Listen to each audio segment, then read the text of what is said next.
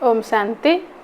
आज परमपिता परमात्मा आमको नष्ट मोह आमे किपरि हेबा सही विषय बुझाइछन्ति एवं परमपिता परमात्मांकर सेवा करिबा पई कोनोसी जदि स्टेज मिलुनी भाषण देबा पई ताहले आमे बाबांकर चरित्र गान करिकि मध्य आमे अन्य माननकु सेवा अन्य मानकर करि परिबा।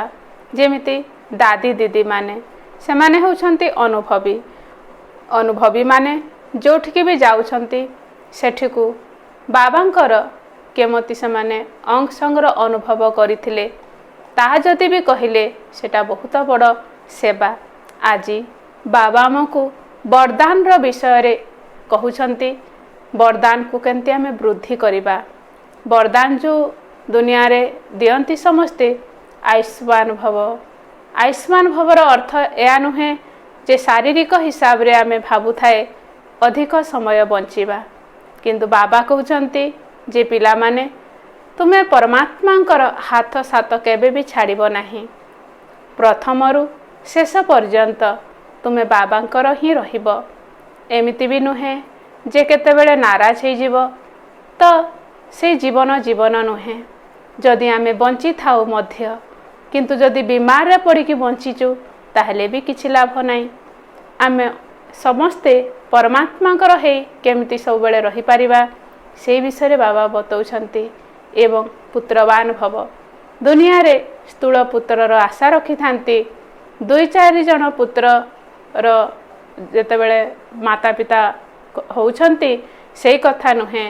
बाबा कहउछन्ति जे तुम पई समस्ते पुत्र, कारण परमपिता परमात्मांकर आमे संतान, आमे वसुधैव कुटुंबकम रो भावना नै चलिबा एवं जाहाकु भी मध्य आमे परमात्मांकर ज्ञान देबा एवं तांको आमे पालना भी मध्य देबा। पालना देला मात्र के तांकर आमे समस्ते अधिकारी। तो आसंतु आज आमे अव्यक्त महावाक्य सुनिबा। आज होउची 1 अगस्त 2021 रो अव्यक्त महावाक्य। अव्यक्त महावाक्य रो पुनरावृत्ति होउची 4 फेब्रुआरी 1988 रो पुनरावृत्ति। हेडिंग होउची वरदातांक ठारू प्राप्त होइथिबा वरदान को वृद्धि करिबार उपाय। आज बाप दादा निजर आत्मिक जातक पिला माननकु देखुछन्ति। प्रत्येक संतान बाबांक ठारू सुनिबा पई, मिसिबा पई एवं बाबांक समान हेबा पई जातक अटंती। केवल सुनिबा द्वारा ही जन्म जन्मांतरर तृष्णा मेंटी जाउछि, कारण ज्ञानर अमृत तुषार्थ आत्मा माननकु तृप्त आत्मा करि दिए एवं ज्ञान को सुनी सुनी आत्मा माने मध्य बाबांक समान ज्ञान स्वरूप होई जांती। बा एपरि भी कहि परिबा जे ज्ञान को सुनी सुनी पिला माने मध्य मुरलीधर होई जांती एवं आत्मिक मिलन करी बाबांक स्नेह रे समाहित होई जांती, अर्थात मिसी जांती। मिलन करू करू लवलीन स्थिति बा मग्न स्थिति को आसी जांती। मिलन करिबा सहित एकमात्र बाबा, अन्य केही नुहे। एही भली अनुभूति रे मची जांती तथा निर्विघ्न होई बाबांकर संगर रंग रे लाल होई जांती। जेतेबेले मग्न होई जांती बा स्नेह रे लवलीन होई जांती सेतेबेले केउ आशा रखि थांती? बाबांक समान हेबार आशा। बाबांकर प्रत्येक कर्मरूपी पाद उपरे पाद रखि चालिबार आशा, अर्थात बाबांक समान हेबार आशा बा इच्छा उत्पन्न होई थाए। जेपरि बाबांकर स्वरूप सर्वदा सर्वशक्तिवान अटे, सेहीपरि पिला माने मध्य सर्वदा मास्टर सर्वशक्तिवान स्वरूप होई जांती। बाबांकर भली सदा शक्तिशाली एवं सदा ज्योति स्वरूप होई जांती। तेबे समान हेबार विशेष कथा गुडी को तो जानि छ ना। केउ केउ कथारे बाबांक समान हेबाकु पड़िबो ଏବେ ମଧ୍ୟ ହେଉଛ ଏବଂ ପୂର୍ବରୁ ମଧ୍ୟ ହୋଇଛ। ଯାହା ବାବାଙ୍କର ନାମ ପିଲାମାନଙ୍କର ମଧ୍ୟ ସେହି ନାମ ଅର୍ଥାତ୍ ବିଶ୍ୱ କଲ୍ୟାଣକାରୀ। ଏହା ହିଁ ତୁମମାନଙ୍କର ନାମ ଅଟେ ନା। ଯାହା ବାବାଙ୍କର ରୂପ ତାହା ହିଁ ପିଲାମାନଙ୍କର ରୂପ। ଯାହା ବାବାଙ୍କର ଗୁଣ ତାହା ହିଁ ପିଲାମାନଙ୍କର ଗୁଣ। ତେଣୁ ବାବାଙ୍କର ପ୍ରତ୍ୟେକ ଗୁଣକୁ ଧାରଣ କରୁଥିବା ଆତ୍ମାମାନେ ହିଁ ବାବାଙ୍କ ସମାନ ହୋଇଯାଆନ୍ତି। ଯାହା ବାବାଙ୍କର କାର୍ଯ୍ୟ ତାହା ହିଁ ପିଲାମାନଙ୍କର କାର୍ଯ୍ୟ। ସବୁ କଥାରେ ବାବାଙ୍କ ସମାନ ହେବାକୁ ପଡ଼ିବ। ଲକ୍ଷ୍ୟ ତ ସମସ୍ତଙ୍କର ଏହା ହିଁ ଅଟେ ନା। କେବଳ ସମ୍ମୁଖରେ ବସି ରହିବାର ନାହିଁ, କିନ୍ତୁ ସମାନ ହେବାର ଅଛି। ତେବେ କୁହାଯିବ ପିତାଙ୍କୁ ଅନୁକରଣ କରିଛ। ଏବେ ନିଜକୁ ଚେକ୍ କର, ଏହିସବୁ କଥାରେ ମୁଁ କେତେ ମାତ୍ରାରେ ବାବାଙ୍କ ସମାନ ହୋଇଛି। ସମାନ ହେବାର ବରଦାନ ତ ଆରମ୍ଭରୁ ବାବା ପିଲାମାନଙ୍କୁ ଦେଇଛନ୍ତି। ତେବେ ଆଦି ସମୟର ବରଦାନ ହେଲା ସର୍ବଶକ୍ତିରେ ସମ୍ପନ୍ନ ହୁଅ। ଲୌକିକ ଜୀବନରେ ନିଜର ପିତା ବା ଗୁରୁ ବରଦାନ ଦେଇଥାନ୍ତି, ଧନବାନ ଭବ, ପୁତ୍ରବାନ ଭବ, ଆୟୁଷ୍ମାନ ଭବ ବା ସୁଖୀ ଭବ। କିନ୍ତୁ ବାପଦାଦା କେଉଁ ବରଦାନ ଦେଉଛନ୍ତି? ସଦା ସର୍ବଦା ଜ୍ଞାନ ଧନ ଏବଂ ଶକ୍ତି ରୂପୀ ଧନରେ ସମ୍ପନ୍ନ ହୁଅ। ଏହା ହିଁ ହେଉଛି ବ୍ରାହ୍ମଣ ଜୀବନର ପ୍ରକୃତ ସମ୍ପତ୍ତି। ଯେବେଠାରୁ ବ୍ରାହ୍ମଣ ଜନ୍ମ ନେଇଛ ସେବେଠାରୁ ସଙ୍ଗମ ଯୁଗର ସ୍ଥାପନା କାର୍ଯ୍ୟରେ ନିମିତ୍ତ ସମୟ ପର୍ଯ୍ୟନ୍ତ ବ୍ରାହ୍ମଣ ଜୀବନରେ ବଞ୍ଚି ରହିବା ଅର୍ଥାତ୍ ଆୟୁଷ୍ମାନ ଭବର ବରଦାନ ପ୍ରାପ୍ତ କରିବା। ମଝିରେ ଯଦି ବ୍ରାହ୍ମଣ ଜୀବନରୁ ବାହାରି ଯାଇ ପୁରୁଣା ସଂସ୍କାର ବା ପୁରୁଣା ସଂସାରକୁ ଚାଲିଗଲ, ତେବେ କୁହାଯିବ ଅଳ୍ପାୟୁ, କାହିଁକି ନା ବ୍ରାହ୍ମଣ ଜୀବନରୁ ମରିଗଲ। ଆଉ କେହି କେହି ଏମିତି ବି ଥାନ୍ତି ଯେଉଁମାନେ କି କୋମା ଅବସ୍ଥା, ଦୀର୍ଘ ଦିନ ଧରି ମୂର୍ଚ୍ଛିତ ରହିବାର ଅବସ୍ଥାକୁ ଚାଲିଯାଆନ୍ତି, ଅର୍ଥାତ୍ ଜୀବନରେ ଥିଲେ ମଧ୍ୟ ନଥିବା ସହିତ ସମାନ। ତେବେ ସେମାନେ କେବେ କେବେ ଜାଗ୍ରତ ମଧ୍ୟ ହୋଇଯାଆନ୍ତି, କିନ୍ତୁ ସେଭଳି ବଞ୍ଚିବା ମଧ୍ୟ ମରିବା ସହିତ ସମାନ।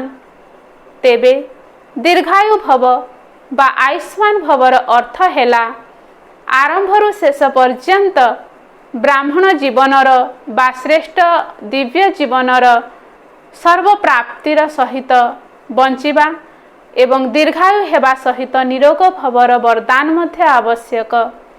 ଯଦି ଆୟୁଷ ଲମ୍ବା ହୋଇଥିବ କିନ୍ତୁ ମାୟାର ବ୍ୟାଧି ବାରମ୍ବାର ଦୁର୍ବଳ କରିଦେଉଥିବ, ତେବେ ସେଭଳି ବଞ୍ଚିବା ମଧ୍ୟ ମୂଲ୍ୟହୀନ ଅଟେ।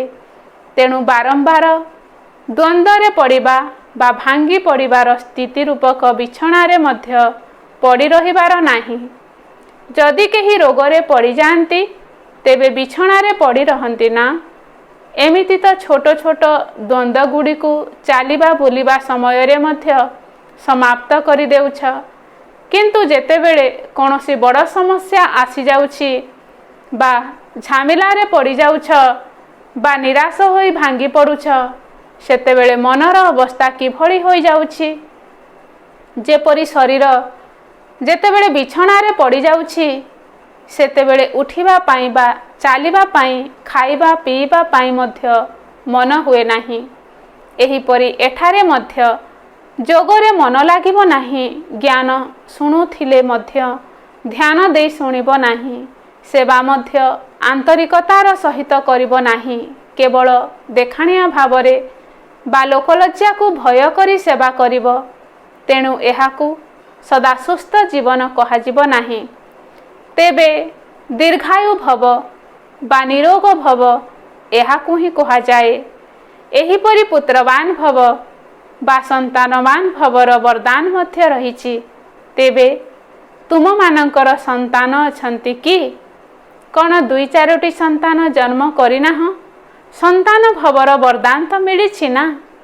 ଏଠାରେ ତୁମକୁ 2-4ଟି ସନ୍ତାନଙ୍କର ପିତା ଅର୍ଥାତ୍ ରଚୟିତା ହେବାର ବରଦାନ ମିଳୁନାହିଁ। କିନ୍ତୁ ଯେତେବେଳେ ବାବାଙ୍କ ସମାନ ମାଷ୍ଟର ରଚୟିତା ସ୍ଥିତିରେ ସ୍ଥିତ ହୋଇଯାଉଛ, ସେତେବେଳେ ସମସ୍ତେ ତୁମର ରଚନା ଅର୍ଥାତ୍ ସନ୍ତାନ ଭଳି ଅନୁଭବ ହେଉଛନ୍ତି। ତେବେ ବେହଦର ଅର୍ଥାତ୍ ସାରା ବିଶ୍ୱର ଆତ୍ମାମାନଙ୍କର ମାଷ୍ଟର ରଚୟିତା ହେବା ଅର୍ଥାତ୍ ବେହଦର ପୁତ୍ରବାନ ଭବ ବା ସନ୍ତାନବାନ ଭବର ବରଦାନ ପ୍ରାପ୍ତ କରିବା। ଏଭଳି ହଦ୍ର ଭାବନା ଅର୍ଥାତ୍ ସଂକୁଚିତ ଭାବନା ନ ରହୁ ଯେ ମୁଁ ଯେଉଁ 2-4ଟି ଜିଜ୍ଞାସୁଙ୍କୁ ବାହାର କରିଛି କେବଳ ସେହିମାନେ ହିଁ ମୋର ରଚନା ଅଟନ୍ତି। ନା, ମାଷ୍ଟର ରଚୟିତାର ସ୍ଥିତି ବେହଦର ସ୍ଥିତିକୁ କୁହାଯାଏ। ଯେକୌଣସି ଆତ୍ମାକୁ ବା ପ୍ରକୃତିର ତତ୍ତ୍ୱଗୁଡ଼ିକୁ ମଧ୍ୟ ନିଜର ରଚନା ମନେକରି ବିଶ୍ୱ କଲ୍ୟାଣକାରୀ ସ୍ଥିତି ଆଧାରରେ ପ୍ରତ୍ୟେକଙ୍କ ପାଇଁ କଲ୍ୟାଣକାରୀ ଶୁଭ ଭାବନା ଏବଂ ଶୁଭକାମନା ମଧ୍ୟ କରୁଛ। କାହିଁକି ନା ରଚନାମାନଙ୍କର ପ୍ରତି ରଚୟିତାର ଭାବନା ଏହିଭଳି ହିଁ ରହିଥାଏ। ତେଣୁ ଯେତେବେଳେ ଏହିଭଳି ବେହଦର ମାଷ୍ଟର ରଚୟିତା ହୋଇଯିବ, ସେତେବେଳେ ଅନ୍ୟ କୌଣସି ବି ହଦ୍ର ଆକର୍ଷଣ ତୁମକୁ ଆକର୍ଷିତ କରିପାରିବ ନାହିଁ। ତେଣୁ ନିଜକୁ ସର୍ବଦା କେଉଁ ସ୍ଥାନରେ ଅନୁଭବ କରିବ? ଯେପରି କୌଣସି ବୃକ୍ଷର ରଚୟିତା ଅର୍ଥାତ୍ ବୀଜ ବୃକ୍ଷର ଶେଷ ଅବସ୍ଥାରେ ଫଳ ରୂପରେ ଉପରକୁ ଆସିଯାଏ, ସେହିପରି ବେହଦର ମାଷ୍ଟର ରଚୟିତା ଆତ୍ମାମାନେ ସର୍ବଦା ନିଜକୁ ଏହି କଳ୍ପବୃକ୍ଷର ସର୍ବୋଚ୍ଚ ସ୍ଥାନରେ ସ୍ଥିତ ରହିବାର ଅନୁଭବ କରିବେ। ବାବାଙ୍କ ସାଥିରେ ବୃକ୍ଷର ଊର୍ଦ୍ଧ୍ୱରେ ରହି ମାଷ୍ଟର ବୀଜରୂପ ହୋଇ ସର୍ବଶକ୍ତିର ସର୍ବଗୁଣର ଶୁଭ ଭାବନା ଶୁଭକାମନାର ସ୍ନେହର ତଥା ସହଯୋଗର କିରଣ ବିଚ୍ଛୁରିତ କରିବେ। ଯେପରି ସୂର୍ଯ୍ୟ ଉଚ୍ଚ ସ୍ଥାନରେ ରହିଥିବା କାରଣରୁ ସାରା ବିଶ୍ୱରେ ତାର କିରଣ ସ୍ୱତଃ ଭାବରେ ବିଚ୍ଛୁରିତ ହୋଇଯାଉଛି, ସେହିଭଳି ତୁମେମାନେ ମଧ୍ୟ ମାଷ୍ଟର ରଚୟିତା ବା ମାଷ୍ଟର ବୀଜରୂପ ହୋଇ ସାରା ବୃକ୍ଷକୁ କିରଣ ବା ପାଣି ଦେଇପାରିବ ନାହିଁ।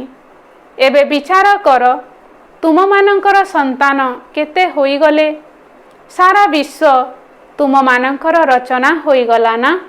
ତେଣୁ ମାଷ୍ଟର ରଚୟିତା ହୁଅ। ଏହାକୁ ହିଁ କୁହାଯାଏ ପୁତ୍ରବାନ ଭବ। ଏବେ ବିଚାର କର, ତୁମକୁ କେତେ ବରଦାନ ମିଳିଛି? ଏହାକୁ ହିଁ କୁହାଯାଏ ପିତାଙ୍କ ସମାନ ହେବା।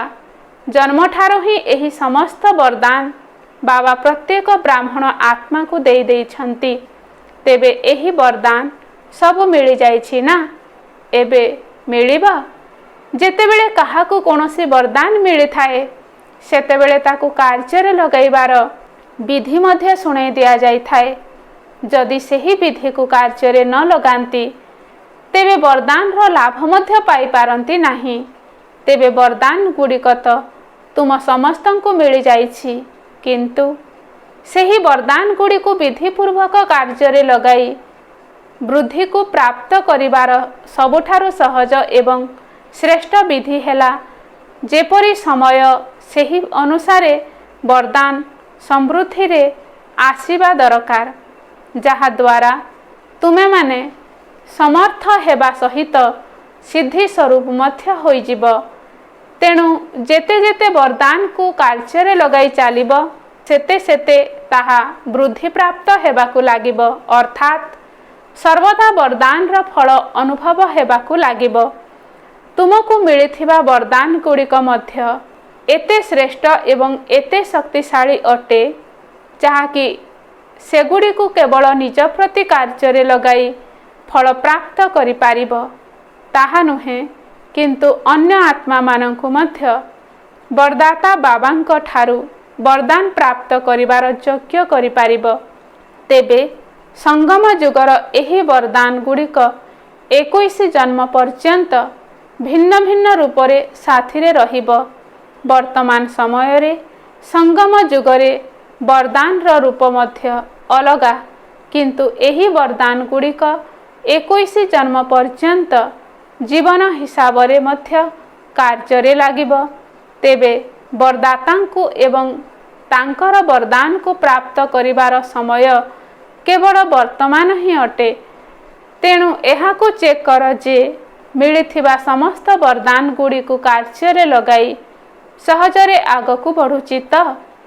ଏହା ମଧ୍ୟ ବରଦାନର ବିଶେଷତା, ଯାହାକି ବରଦାନୀ ଆତ୍ମାକୁ କେବେ ବି ମେହନତ କରିବା ପାଇଁ ପଡ଼ିନଥାଏ। ଯେତେବେଳେ ଭକ୍ତ ଆତ୍ମାମାନେ ମେହନତ କରି କରି ଥକି ଯାଉଛନ୍ତି, ସେତେବେଳେ ଈଶ୍ୱରଙ୍କ ନିକଟରେ ବରଦାନ ହିଁ ଭିକ୍ଷା କରୁଛନ୍ତି। ତୁମ ନିକଟକୁ ମଧ୍ୟ ଯେତେବେଳେ ଲୋକମାନେ ଆସୁଛନ୍ତି ଏବଂ ଯୋଗ କରିବାର ମେହନତ କରିବାକୁ ଚାହୁଁନାହାନ୍ତି, ସେତେବେଳେ କ'ଣ କରୁଛନ୍ତି? କେବଳ ମୋତେ ଟିକିଏ ବରଦାନ ଦେଇଦିଅ, ମୁଣ୍ଡ ଉପରେ ଟିକିଏ ହାତ ରଖିଦିଅ, କାହିଁକି ନା ତୁମେ ବ୍ରାହ୍ମଣ ପିଲାମାନଙ୍କ ମୁଣ୍ଡ ଉପରେ ସଦା ସର୍ବଦା ବରଦାତା ବାବାଙ୍କର ହାତ ରହିଛି ଏବଂ ବାବାଙ୍କର ଶ୍ରେଷ୍ଠ ମତ ଅର୍ଥାତ୍ ଶ୍ରୀମତ ହିଁ ହାତ ଅଟେ। ସ୍ଥୂଳ ହାତ ତ 24 ଘଣ୍ଟା ରହିପାରିବ ନାହିଁ ନା। ବାବାଙ୍କର ଶ୍ରେଷ୍ଠ ମତ ରୂପକ ବରଦାନ ହାତ ହିଁ ସର୍ବଦା ପିଲାମାନଙ୍କ ଉପରେ ରହିଛି। ଅମୃତ ବେଳା ଠାରୁ ଆରମ୍ଭ କରି ରାତିରେ ଶୋଇବା ପର୍ଯ୍ୟନ୍ତ ପ୍ରତ୍ୟେକ ନିଶ୍ୱାସ ପାଇଁ, ପ୍ରତ୍ୟେକ ସଂକଳ୍ପ ପାଇଁ, ପ୍ରତ୍ୟେକ କର୍ମ ପାଇଁ ଶ୍ରେଷ୍ଠ ମତରୂପୀ ହାତ ନିଶ୍ଚିତ ରହିଛି।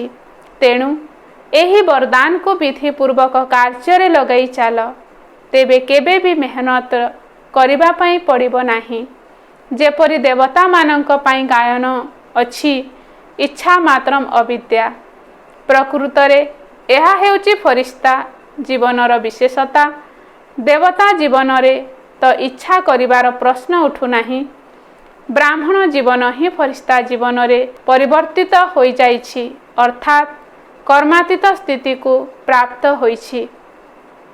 କୌଣସି ବି ଶୁଦ୍ଧ କର୍ମ ବା ବ୍ୟର୍ଥ କର୍ମ ବା ବିକର୍ମ ବା ପୂର୍ବଜନ୍ମମାନଙ୍କର ସଞ୍ଚିତ କର୍ମକୁ କର୍ମର ବନ୍ଧନରେ ବାନ୍ଧି ହୋଇ କରିବା, ଏହାକୁ କର୍ମାତୀତ ଅବସ୍ଥା କୁହାଯିବ ନାହିଁ।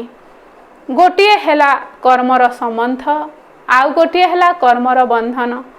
ଯେପରି ଗାୟନ ଅଛି, ବିନାଶୀ ଇଚ୍ଛା ଠାରୁ ଅବିଦ୍ୟା, ସେହିଭଳି ଫରିସ୍ତା ଜୀବନ ବା ବ୍ରାହ୍ମଣ ଜୀବନ ଅର୍ଥାତ୍ ମୁସ୍କିଲ ଶବ୍ଦର ଅବିଦ୍ୟା, ବୋଝ ଶବ୍ଦ ଠାରୁ ମଧ୍ୟ ଅବିଦ୍ୟା, ଅର୍ଥାତ୍ ଜଣା ବି ନଥିବ ଯେ ତାହା କିଭଳି ଅଟେ। ତେଣୁ ବରଦାନୀ ଆତ୍ମା ଅର୍ଥାତ୍ ମୁସ୍କିଲ ଜୀବନର ଅବିଦ୍ୟାର ଅନୁଭବ କରୁଥିବା ଆତ୍ମା, ଏହାକୁ କୁହାଯାଏ ବରଦାନୀ ଆତ୍ମା। ତେବେ ବାବାଙ୍କ ସମାନ ହେବା ଅର୍ଥାତ୍ ସର୍ବଦା ବରଦାତା ପିତାଙ୍କ ଠାରୁ ପ୍ରାପ୍ତ ହୋଇଥିବା ବରଦାନ ଦ୍ୱାରା ପାଳିତ ହେବା ତଥା ସର୍ବଦା ନିଶ୍ଚିନ୍ତ ଜୀବନ ଏବଂ ନିଶ୍ଚିତ ବିଜୟର ଅନୁଭବ କରିବା। କେତେକ ସନ୍ତାନ ପୁରୁଷାର୍ଥ ତ ଭଲ କରୁଛନ୍ତି, କିନ୍ତୁ ପୁରୁଷାର୍ଥର ବୋଝ ଅନୁଭବ ହେବା ଏହା ଯଥାର୍ଥ ପୁରୁଷାର୍ଥର ଲକ୍ଷଣ ନୁହେଁ। ସେହିପରି ପୁରୁଷାର୍ଥ ପ୍ରତି ଧ୍ୟାନ ଦେବା, ଏହା ବ୍ରାହ୍ମଣ ଜୀବନର ବିଧି। କିନ୍ତୁ ଧ୍ୟାନ ଦେବା ଅର୍ଥାତ୍ ଆଟେନସନ୍ ରଖିବା। ଯଦି ଟେନସନରେ ଅର୍ଥାତ୍ ଚିନ୍ତାରେ ପରିଣତ ହୋଇଯାଉଛି, ସ୍ୱାଭାବିକ ଭାବରେ ମଧ୍ୟ ରହୁନାହିଁ, ତେବେ ଏହାକୁ ମଧ୍ୟ ଯଥାର୍ଥ ଆଟେନସନ୍ କୁହାଯିବ ନାହିଁ। ଯେପରି ଜୀବନରେ କିଛି କିଛି କଥାର ସ୍ଥୂଳ ଜ୍ଞାନ ମଧ୍ୟ ରହିଥାଏ ଯେ ଏହି ଜିନିଷ ଭଲ, ଏହିଭଳି କଥା କହିବାକୁ ହେବ, ଏଭଳି କହିବା ଉଚିତ ନୁହେଁ, ଏଭଳି କରିବା ଉଚିତ ନୁହେଁ। ତେଣୁ ଜ୍ଞାନ ଆଧାରରେ ଯେଉଁମାନେ ଜ୍ଞାନବାନ ହୋଇଯାଆନ୍ତି, ସେମାନଙ୍କର ଲକ୍ଷଣ ହେଲା ସେମାନଙ୍କର ସ୍ୱାଭାବିକ ଭାବରେ ମଧ୍ୟ ରହିଥାଏ ଏହାକୁ ଖାଇବାର ଅଛି, ଏହାକୁ ଖାଇବାର ନାହିଁ, ଏହା କରିବାର ଅଛି, ଏହା କରିବାର ନାହିଁ। ସେମାନଙ୍କୁ ପ୍ରତିବାଦରେ ଧ୍ୟାନ ଦେବାକୁ ପଡ଼େ ନାହିଁ ଯେ ଏହା କରିବି କି ନ କରିବି, ଏହା ଖାଇବି କି ନ ଖାଇବି, ଏମିତି ଚାଲିବି କି ନ ଚାଲିବି। ଜ୍ଞାନର ଶକ୍ତି ଆଧାରରେ ସ୍ୱାଭାବିକ ଭାବରେ ଧ୍ୟାନ ରହିଥାଏ, କାହିଁକି ନା ଜ୍ଞାନର ଆଲୋକ ଏବଂ ଜ୍ଞାନର ଶକ୍ତି ସେମାନଙ୍କୁ ସ୍ୱତଃ ଭାବରେ ଯଥାର୍ଥ ରୀତିରେ ଚଲାଇଥାଏ। ତେଣୁ ପୁରୁଷାର୍ଥ ନିଶ୍ଚିତ କର, ଆଟେନସନ୍ ମଧ୍ୟ ରଖ, କିନ୍ତୁ ଟେନସନ୍ ରୂପରେ ନୁହେଁ। କାରଣ ଯେତେବେଳେ ଟେନସନରେ ଆସିଯାଉଛ, ସେତେବେଳେ ବହୁତ କାମ କରିବାକୁ ଚାହୁଁଥିଲେ ମଧ୍ୟ, ନମ୍ବର 1 ହେବା ପାଇଁ ଚାହୁଁଥିଲେ ମଧ୍ୟ, ଟେନସନ୍ କେବେ ବି ଏଭଳି ହେବା ପାଇଁ ବା କରିବା ପାଇଁ ଦେବ ନାହିଁ। ବରଂ ଆହୁରି ଅଧିକ ଟେନସନକୁ ଜନ୍ମ ଦେବ। କାହିଁକି ନା ଯାହା ଚାହୁଁଛ ତାହା ହୋଇପାରୁନାହିଁ। ତେବେ ପୁରୁଷାର୍ଥ ତ ସମସ୍ତେ କରୁଛନ୍ତି, କିନ୍ତୁ କେହି କେହି ପୁରୁଷାର୍ଥକୁ ବହୁତ ଅଧିକ ଭାରି ଦେଇଦେଉଛନ୍ତି, ଆଉ କେହି କେହି ବିଲକୁଲ ବେପରୱା ହୋଇଯାଉଛନ୍ତି। ଭାବୁଛନ୍ତି ଯାହା ହେବାର ଥିବ ତାହା ଆପେ ଆପେ ହୋଇଯିବ। ଦେଖିବା କ'ଣ ହେଉଛି, କିଏ ଦେଖୁଛି, କିଏ ଶୁଣୁଛି। ତେଣୁ ନା ଅଧିକ ଭାରି ହୋଇଯିବା ଭଲ, ନା ବେପରୱା ହେବା ଭଲ। ସେଥିପାଇଁ ସନ୍ତୁଳନ ରଖିବା ଆଧାରରେ ବାବାଙ୍କର ଆଶୀର୍ବାଦ ବା ବରଦାନର ଅନୁଭବ କର। ବାବାଙ୍କର ଆଶୀର୍ବାଦର ହାତ ସର୍ବଦା ମୋ ଉପରେ ରହିଛି। ଏହି ଅନୁଭବକୁ ସର୍ବଦା ସ୍ମୃତିରେ ରଖ। ଯେପରି ଭକ୍ତ ଆତ୍ମାମାନେ ଦେବୀ ଦେବତାମାନଙ୍କର ଜଡ଼ଚିତ୍ରକୁ ସର୍ବଦା ନିଜ ସମ୍ମୁଖରେ ରଖିଥାନ୍ତି ଏବଂ ଅନୁଭବ କରୁଥାନ୍ତି ଯେ ଆଶୀର୍ବାଦର ହାତ ସର୍ବଦା ମୋ ମୁଣ୍ଡ ଉପରେ ରହିଛି, ସେହିଭଳି ତୁମେମାନେ ମଧ୍ୟ ଚାଲିବା ବୁଲିବା ସମୟରେ ଏହି ଚିତ୍ରକୁ ସର୍ବଦା ସମୃଦ୍ଧିରେ ରଖିଥାଅ। ବୁଝିଲ? ପୁରୁଷାର୍ଥ ତ ବହୁତ କରିସାରିଲଣି, ଏବେ ବରଦାନ ଦ୍ୱାରା ପାଳିତ ହୁଅ ଏବଂ ଉଡ଼ୁଥାଅ। ବାବାଙ୍କୁ ଜ୍ଞାନଦାତା ବା ବିଧାତା ରୂପରେ ଅନୁଭବ କରିଛ, ଏବେ ବରଦାତା ରୂପରେ ଅନୁଭବ କର। ଆଚ୍ଛା, ସର୍ବଦା ପ୍ରତି ପାଦରେ ପିତାଙ୍କୁ ଅନୁକରଣ କରୁଥିବା, ସର୍ବଦା ନିଜକୁ ବରଦାତା ପିତାଙ୍କର ବରଦାନୀ ଶ୍ରେଷ୍ଠ ଆତ୍ମା ଅନୁଭବ କରୁଥିବା, ସର୍ବଦା ପ୍ରତି ପାଦକୁ ସହଜରେ ଅତିକ୍ରମ କରୁଥିବା, ସର୍ବ ବରଦାନ ଗୁଡ଼ିକୁ ସମୟ ଅନୁସାରେ କାର୍ଯ୍ୟରେ ଲଗାଉଥିବା, ଏହିଭଳି ବାବାଙ୍କ ସମାନ ହେଉଥିବା ଶ୍ରେଷ୍ଠ ଆତ୍ମାମାନଙ୍କୁ ବାପ ଦାଦାଙ୍କର ବରଦାତା ରୂପରେ ୟାଦ୍ ପ୍ୟାର ଏବଂ ନମସ୍ତେ। ମୁଖ୍ୟ ମୁଖ୍ୟ ମହାରଥୀ ଭାଇମାନଙ୍କ ସହିତ ସାକ୍ଷାତ ବାବା କରୁଛନ୍ତି। ଜନ୍ମ ହେବାଠାରୁ ଆଜି ପର୍ଯ୍ୟନ୍ତ କେତେ ବରଦାନ ମିଳିସାରିଛି। ପ୍ରତ୍ୟେକଙ୍କୁ ନିଜ ନିଜ ହିସାବରେ ବରଦାନ ମିଳିଛି। ତୁମମାନଙ୍କର ତ ଜନ୍ମ ହିଁ ବରଦାନ ଦ୍ୱାରା ହୋଇଛି, ନଚେତ୍ ଆଜି ଏତିକି ଆଗରେ ବଢ଼ିପାରିନଥାନ୍ତା। ବରଦାନ ଦ୍ୱାରା ଜନ୍ମ ନେଇଛ, ତେଣୁ ଆଗକୁ ଆଗକୁ ବଢ଼ି ଚାଲିଛ। ତେବେ ପାଣ୍ଡବମାନଙ୍କର କ'ଣ କମ୍ ମହିମା ଅଛି କି? ଯଦି ପ୍ରତ୍ୟେକଙ୍କ ବିଶେଷତାକୁ ବର୍ଣ୍ଣନା କରାଯିବ, ତେବେ କେତେ କ'ଣ ହୋଇଯିବ, ଗୋଟିଏ ଗୋଟିଏ ଭାଗବତ ହୋଇଯିବ। ତେବେ ବାବାଙ୍କ ଦୃଷ୍ଟିରେ ତ ସମସ୍ତଙ୍କର ବିଶେଷତା ରହିଛି। ଅନ୍ୟ କିଛି ଦେଖୁଥିଲେ ମଧ୍ୟ ଦେଖୁନାହାନ୍ତି କିମ୍ବା ଜାଣୁଥିଲେ ମଧ୍ୟ ଜାଣୁନାହାନ୍ତି। ତେଣୁ ବିଶେଷତା ଗୁଡ଼ିକ ହିଁ ସର୍ବଦା ତୁମମାନଙ୍କୁ ଆଗକୁ ବଢ଼ାଇ ଚାଲିଛି ଏବଂ ବଢ଼ାଇ ଚାଲିଥିବ ମଧ୍ୟ। ଯେଉଁମାନେ ଜନ୍ମରୁ ହିଁ ବରଦାନୀ ଆତ୍ମା, ସେମାନେ କେବେ ହେଲେ ପଛକୁ ହଟି ପାରିବେ ନାହିଁ। ତେଣୁ ତୁମେମାନେ ସର୍ବଦା ଉଚ୍ଚରେ ଉଡ଼ୁଥିବା ବରଦାନୀ ଆତ୍ମା ଅଟ। ବରଦାତା ପିତାଙ୍କର ବରଦାନ ତୁମମାନଙ୍କୁ ଆଗକୁ ବଢ଼ାଇ ଚାଲିଛି। ଏମିତି ତ ପାଣ୍ଡବମାନେ ସର୍ବଦା ଗୁପ୍ତରେ ରହିଥାନ୍ତି, କିନ୍ତୁ ବାପ ଦାଦାଙ୍କର ହୃଦୟରେ ସଦା ସର୍ବଦା ପ୍ରତ୍ୟକ୍ଷ ଅଟନ୍ତି। ଭଲ ଭଲ ଯୋଜନା ଗୁଡ଼ିକ ତ ପାଣ୍ଡବମାନେ ହିଁ ତିଆରି କରିଥାନ୍ତି। ଶକ୍ତିମାନେ ତ କେବଳ ଶିକାର କରିଥାନ୍ତି, କିନ୍ତୁ ଶିକାରକୁ ଧରି ଆଣିଥିବା ଆତ୍ମାମାନଙ୍କର ହିଁ ବାହାଦୁରୀ କୁହାଯିବ।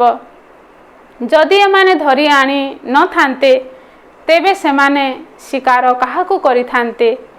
ସେଥିପାଇଁ ପାଣ୍ଡବମାନଙ୍କୁ ସେମାନଙ୍କ ହିସାବରେ ବରଦାନ ମିଳିଛି। ଯୋଗ ଏବଂ ସେବାର ବଳ ମଧ୍ୟ ବିଶେଷ ଭାବରେ ସେମାନଙ୍କୁ ପ୍ରାପ୍ତ ହେଉଛି। ଯୋଗର ବଳ ମଧ୍ୟ ବିଶେଷ ଭାବରେ ପ୍ରାପ୍ତ ହେଉଛି। ସେବାର ବଳ ମଧ୍ୟ ବିଶେଷ ଭାବରେ ମିଳୁଛି। କ'ଣ ପାଇଁ? ଏହାର ମଧ୍ୟ କାରଣ ରହିଛି।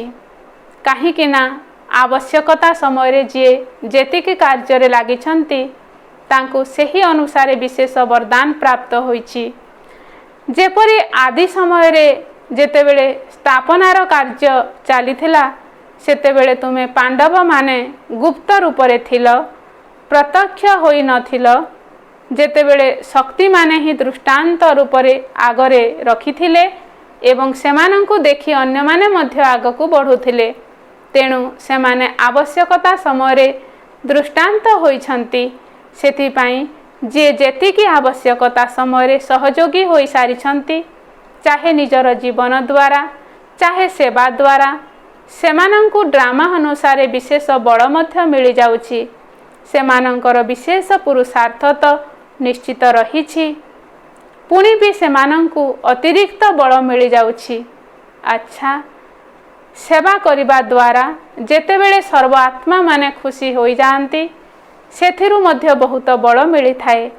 तेणु जेउ माने अनुभवी आत्मा सेमानंकर सेवार आवश्यकता रही, काहीकि ना जेउ माने साकार रे पालना पाइछंती सेमानंकु देखि सर्वदा बाबा मने पड़ी थांती।